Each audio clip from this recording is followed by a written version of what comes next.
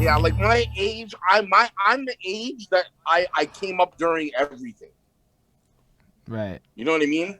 16 in the crack era, you know. So you're you're basically as old as hip hop.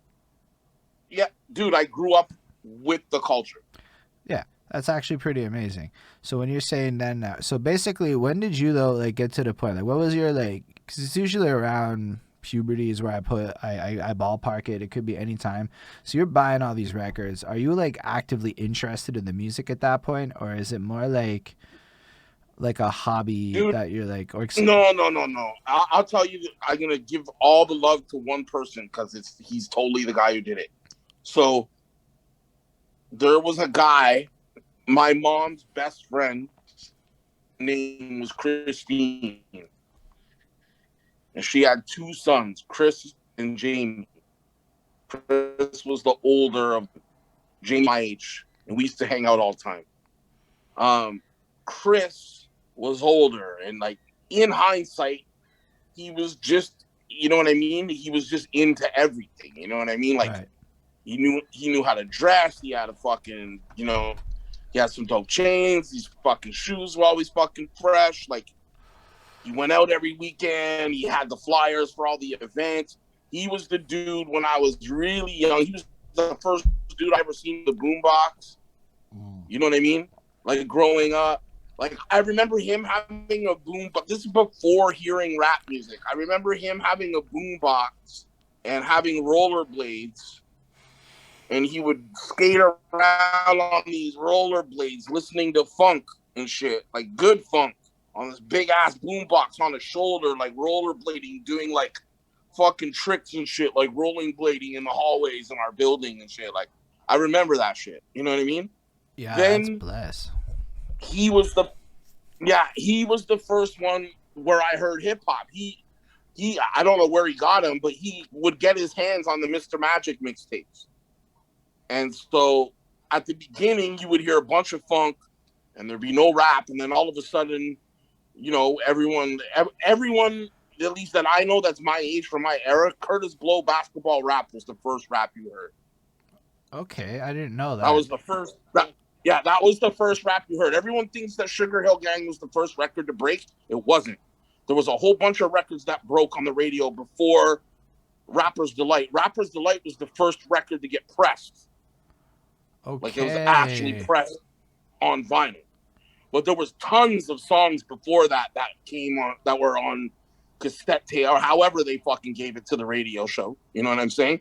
But fucking Rapper's Delight was a record that was made in a studio and pressed for a record label and put out, That was Rapper's Delight. But Curtis Blow had a joint called Basketball. Yo, I had no It was idea. You literally basketball. just taught me some shit right there that I didn't know. Yeah, man. Curtis Blow had a joint called Basketball. That was the first rap I ever heard in my life. And literally watching this Chris guy and his older homies fucking roller skating with this big ass boombox in front of my building. And all of a sudden, rap came on. I had never heard it before. Wow. It went from like literally like Cutie Pie by one way, and then boom, all of a sudden there's a fucking rap song, which basically sounded like disco with people talking over it at that point, right? You know what I'm I saying? love that description a lot, but yes, I do know what you're saying. That's 100% what it sounded like. You know That what I is mean? fucking amazing. What the fuck is this? You know what I mean? I was like, I Honestly, need to do that. Like, what is that? I want to do that. Like, that sounds dope. Like, what is that? You know? that's a 3 minutes cool later, story. funk is on again. There's no more rap. The rap song's off, right? And then as weeks and months progressed, he'd always have these new Mr. Magic tapes and more rap showing up, you know?